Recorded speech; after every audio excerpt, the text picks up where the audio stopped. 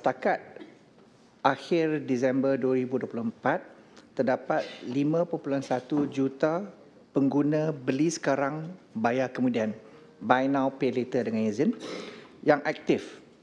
Majoriti pengguna BNPL ni terdiri pada golongan yang berumur antara 21 hingga 45 tahun dengan pendapatan kurang daripada RM5,000 sebulan. Pada masa ini, terdapat 12 syarikat yang menawarkan skim BNPL di Malaysia. Bagi separuh tahun 2024, transaksi BNPL berjumlah 7.1 bilion, meningkat dengan ketara berbanding dengan 4.9 bilion bagi separuh tahun pertama 2024. Untuk makluman, Kementerian Kewangan telah membuat bacaan kali pertama bagi Rang Undang-Undang Kredit Pengguna RUU-KP di Dewan Rakyat pada 4 Mac 2025. RUU ini dicadangkan untuk dibentangkan pada mesyuarat yang akan datang.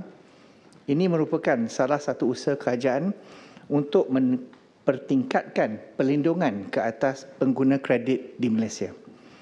RUU-KP ini akan menyediakan rangka kerja pengawasan yang menyeluruh dan bersepadu ke atas industri pemberi kredit, bukan bank.